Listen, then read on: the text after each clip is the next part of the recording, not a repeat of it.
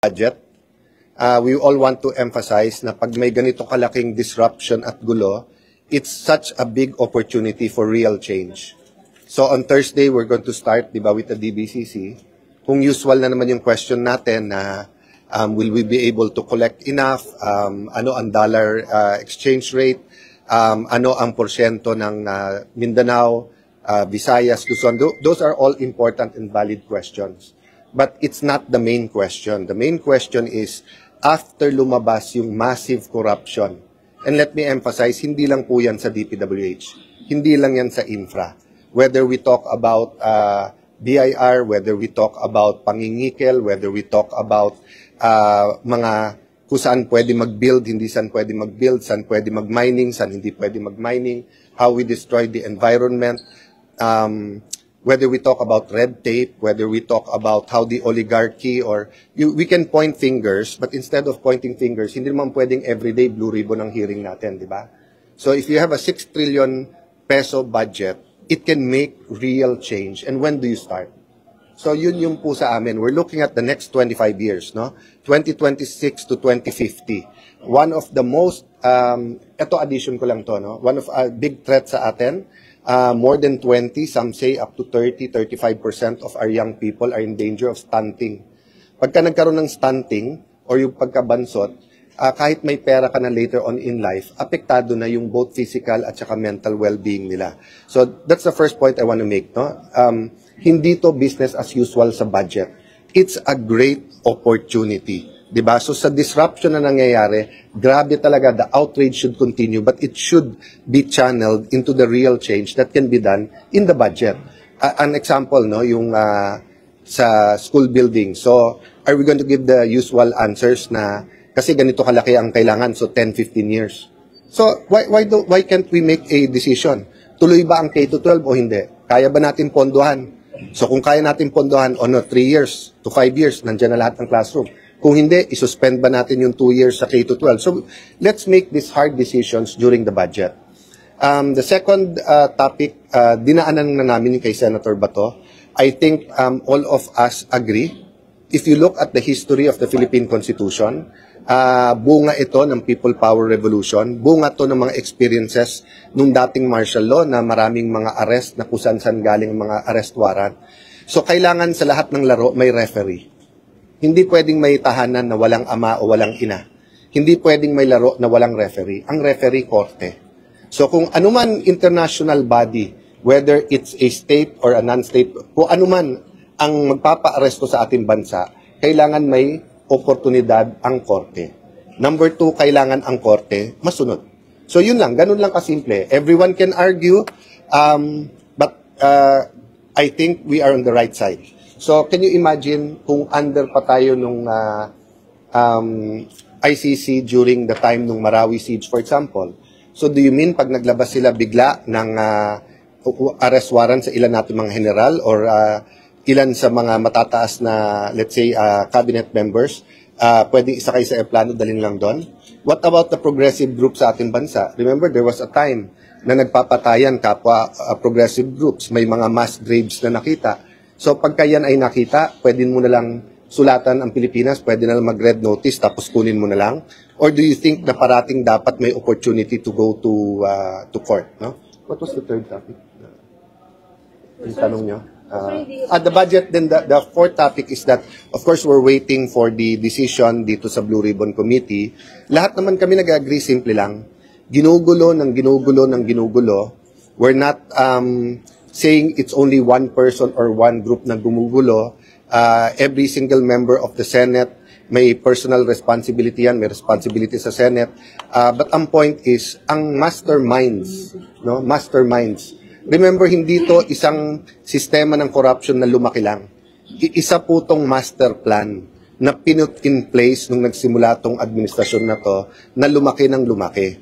So napaka-importante na luminaw kasi habang gumugulo ay hindi po matutukoy ang mastermind. Mauulit at mauulit na lang to.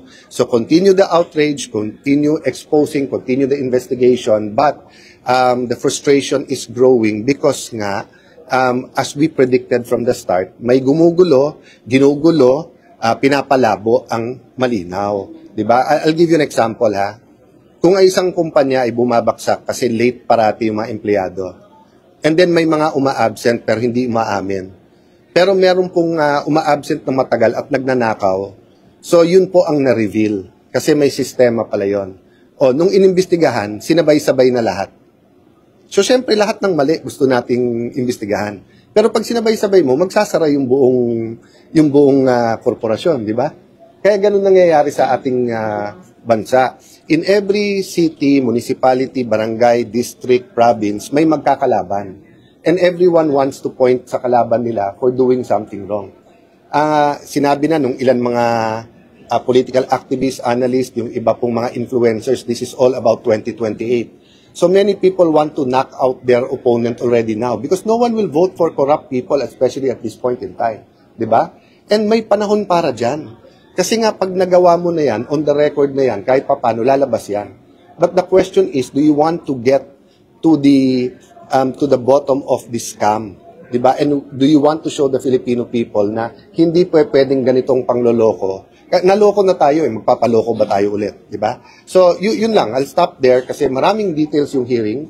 We didn't talk about the hearings of the details of the hearing, but yun nga ang pinag-uusapan namin lahat. Given na may budget, and we'll have to pause and finish the budget, how do we fix the direction of all of them? Yung ICI, yung Blue Ribbon Committee, DOJ, Ombudsman, kasi nga, nawe-weaponize pa rin kahit papano, wittingly or unwittingly. Sir, nakausap niyo si Senator Bato? No, hindi, not today. Hindi ko, actually, from the day na lumabas until today, ako hindi ko nakausap. Parang sa minority, parang I think yung lawyer lang nakausap nung iba. Ano may advice ni sir sa kanya? Just in case na ma-confirm na meron preparation. So, prepare at pag alam naman nila kung ano magiging itsura na nung warrant kasi hindi to nauna na yung kay President Duterte. So, tapos yung tamang ihahain sa korte. And kung may debate man, no, kung applicable sa kanya yung extradition rules o hindi yung sinasabi ng DOJ, simple din lang eh. Sino ba magre-referee? Pag sinabi ng ombudsman ganito, sinabi ni ES ganito, sinabi ni Bato ganito, sinabi ng media ganito, sino ba? Dapat korte, di ba? Yun lang ang pinaka-bottom line doon. Pagka tinanggal mo yung kapangyarihan sa korte, dictatorship na tayo. Sir, hindi niyo papayagan, sir, na mangyari yung nangyari katulad kay dating Pangulo? Well, pag sinabi mo kasing hindi papayagan, it's a question of authority and power, eh, di ba? So, siyempre, kanino ba susunod ang mag-aaresto police? So, the question is doing what is right. So when there is a question this big, what's right is is there a danger in waiting and letting the court decide? Diba? Unlike President Duterte, sabi nung iba, baka maging emotional, baka mag-people pa. I don't know. Ang daming baka, ang daming kaya dapat hulihin ka agad. Oh, but kay Senator Bato, if he is detained or he's arrested here, and even given bail and then i-decide ng korte, may danger ba kahit kanino? So yung NG petition, kailangan bang antayin bago mag-decide yung government? Yeah, I don't want to go into the details nga kasi detalye na yan ng abogado ni Senator Bato at saka ng International Criminal Court. Ang point ko, pagka hindi nagkasundo, sino ba ang magde-decide? Hindi naman pwede kung sinong admin, siya na lang. Kasi hindi na tayo rule of law nun. Rule of men na tayo. So kung kakampi mo ang administrasyon, hindi ka extradite o padadala sa international criminal. Pagkalaban mo, padadala ka. There has to be a final arbiter. And if you look at the Philippine Constitution, iisa lang yan, yung korte. Sir, yung extradition daw, ang sabi, kung state to state, okay. Pero ito, sir, court to eh. Okay, so court. Pilipino ka, kinukuha ka sa ibang bansa, wala kang tatakbuhan, kawawa naman tayo. Kawawa naman tayo. Diba? Tayo na ang pinakakawawa sa buong mundo kung ang Pilipino ay kinukuha at dadalin abroad at wala kang korteng pupuntahan. So, tignan nyo yung history ng Philippine Constitution. Before the 1987 Constitution, kung saan-saan nanggagaling ang arrest warrant. Kaya, except for certain strict exceptions, halimbawa sa Bureau of Immigration, na kapag pumapasok yung foreigner, pwedeng arestuhin ng BID, hindi ka pwede mag-aresto ng walang pahintulot ng korte. So kung may arrest warrant galing saan man, hindi ba ang pinaka-logical? Kayo ang mag-isip, kayo ang inaaresto ngayon. Let's say, kinover nyo yung drug war. May nag-testify ngayon na hindi ordinaryong media yan. Yan ang nagtuturo. Yan ang nagsabing patayin yan si ganito, patayin. O, hindi ka pwedeng pumuntang korte. Pero international court to, sir. Tapos pumunta sa It- lower it's- court, it's- sa local court. It doesn't work that way. That's completely wrong. An international court is not higher than a local court. In fact, many local sovereign courts are higher than an international court. In fact, your local, kailangan payagan yung international. Kaya nga pwede kang umalis sa treaty. We don't have a world government. We have a Philippine government. That's totally, kung sino man ang analyst na nagbigay no, na mas mataas ang ICC, walang po yun, walang basis in law. It's the local unlike yung di ba, yung RTC is higher than the MTC, CA is higher, but that's all local courts. Sa international, you have to give your consent. That's why even sa international tribunals, kailangan that's why the US is not part of the ICC. Kasi they did not give their consent. Sabi hindi pa nakakausap si Senator Bato. Yes, yes. Walang kasi siya ngayon, would you advise him against hiding? Ang hirap magbigay ng advice sa sitwasyon, but I think the main advice should really be to our leaders, which is have faith in the Philippine criminal justice system, have faith in our courts. Kasi in the end, I might like or I might not even like yung decision ng korte. Baka nga sabihin ng korte, it's valid and send him there, then ibang debate naman yon. But sa akin, dun pa lang ako sa debate na pag nag-disagree tayo, sino magde-decide? So, for example, na disagree ako na pwede kayong mang-interview dito, lumabas na kayo ng Senate. Even if I was Senate President, ganun na lang ba yon? Di ba walang referee, walang arbiter, walang plenary, or walang korte na pwedeng magtanong? So, pag sinabi ko sa inyo na ngayon na bawal na cellphone sa Senate, at tingin yung labag yan sa freedom of the press, can't you not go to court? Di ba? Kung sinabi sir na pagtiwalaan yung ating justice system, that means what surrender si Senator Bato? No, it's not about surrendering eh. Kasi option naman nila na hindi nila ipadala kagad eh. Option naman nila i-surrender sa court natin eh. Sila naman namimili kung saan nila dadalhin. Kaya nga ginagamit yung word na kidnapping. So kung alimbawa ako, hinuli mo ako ngayon, dinala mo ako sa bahay mo, hindi ako sinurrender sa bahay mo. 'Di ba? Pero kung meron kang kahit anumang papel, sa korte mo ako isusurrender, or at the very least sa police, tapos yung police doon ako dadalhin. So yun po ang alangan talaga sa akin, na may sistema tayo sa bansa na kahit sino pwedeng damputin na lang. Tapos kung saan itapon. The world will continue to progress. There will be a lot of international tribunals. There can be you're talking about the International Criminal Court. What if we have an ASEAN Criminal Court? What if we have an Asian Criminal Court? What if we have a Thailand, Malaysia, Singapore, Indonesia Criminal Court? Yung ibig sabihin, kahit anong warrant na lang, hindi ka na pwedeng pumunta sa korte mo, tapos ipapadala ka na lang doon. You have to look at all the possibilities here. So nangyari na nung nangyari kay President Duterte, yung mga antay kay Duterte, natutuwa. Yung mga gusto kay Duterte, nalulungkot. Did it help us as a nation? Did it provide jurisprudence? Did it give us wisdom? May guidance ba? Ngayon kay Bato, meron tayong chance. Hintayin natin kung ano sabihin ng korte. Kung kailangan natin pabilisin yung korte, pabilisin natin. Makiusap tayong bilisan nila. So sir, option ba na gawin niyang sanctuary yung Senate habang hinihintay ko nito sabihin ng korte? I would say na sana hindi na. Kasi ang kailangan mo ng sanctuary pag may extraordinary, di ba? So katulad ng mga kasama natin, di ba, na sorry, nasa dulo ng dila ko yung pangalan. Remember, panahon ni President GMA, sila Teddy Casino, hindi rin lumabas ng house kasi hindi maaresto. Kasi nga, extraordinary yung sitwasyon. Why create that situation? So, if they think that they should arrest him, arrestuhin nyo, dalhin nyo sa police, dalhin nyo sa korte, let him file what he has to file, the bail, kung habeas corpus, kung anuman, then let him have his day in court. Kasi pag dito, magkaka-tension pa tayo eh.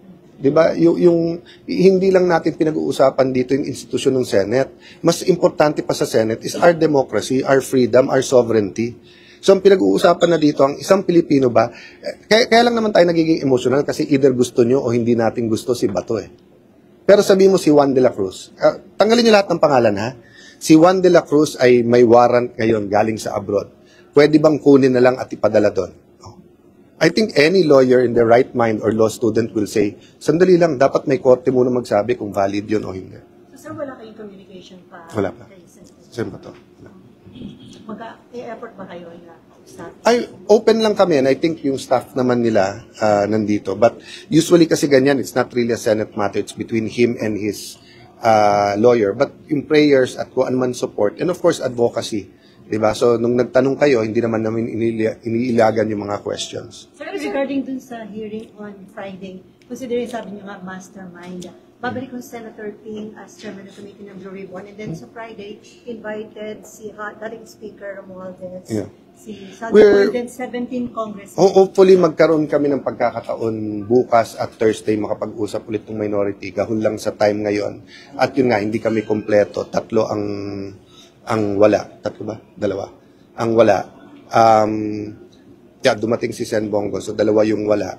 But yun nga, we just agree in the principle na we have to go after the masterminds. And yung frustration, we feel the frustration of people, 'di ba, na we feel the outrage, and tama na lumalabas nga yung mga corruption, pero yung panggugulo nung mga linya. So the question really, remember, hindi naman dapat primary ang Blue Ribbon eh. And remember, yung ICI, biglaan binuo yun. So marami talagang, so let me put it this way, kaisa kami with you in trying to find the perfect solution for this gruesome crime. Diba? So hindi kami satisfied sa takbo of how we as a nation are handling this massive corruption scandal. This is a syndicated, systematic, hindi to yung corruption na lumaki lang.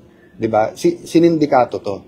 So kailangan matukoy tapos matibag yung sindikato. Sir, kung si Senator Bato chooses to stay here, can he be arrested? I don't even want to go there muna because nga sa dami ng problema, isang malaking problema, credibility ng ating leaders. So do we want the debate to be whether pwede siyang hulihin dito o hindi? I'd rather the debate be simple, have his day in court, 'di ba? And hindi pa naman siya nag-intimate na dito siya. Oh. Kasi alam mo, yung sa akin yun, 'di ba, yung argumentum ad absurdum. You always bring the argument to the absurd eh. Para lang mapag-aralan mo. So halimbawa nandito siya. Oh. How long? And then hindi ba dadating yung time na magbobotohan? O hindi ba yung public opinion nag-iiba? Hindi ba yung decision, o pag nag-decision ng korte laban, magbabago ba? So, magiging absurd masyado yung sitwasyon eh. So, I'd really rather that Malacanang, the DOJ, all of our authorities agree na in the end, korte ang magde-decide, then let the court decide. Sir, may nabalitaan ba kayong coup daw uli against Basta't naman nag-break tapos may balikan, parating pag-uusapan because nga sa 24 members, 'di ba? Siyam kami, and then yung outside environment, 'di ba? But having said that, usually pag maingay yan, wala yan. Usually. So wala namang attempt na ano. Ay, people always talk about it. Everyone in the minority wants to be in the majority, 'di ba? Everyone thinks they can do a better job. But ako focused ako na may job ang minority ngayon. And I think our biggest job now is to give better ideas for the budget. Hindi to renewal to, hindi to ordinary lang na parang let's do it better. Hindi, let's redo everything. So, yung minority will actively participate sa budget Yes. At kahit dun sa Blue Ribbon Committee hearing para maganda yung direction. Yes. Pero syempre, hindi naman kami lahat member at the same time. So, magde-delegate din kami. Thank you, sir. Thank you everyone.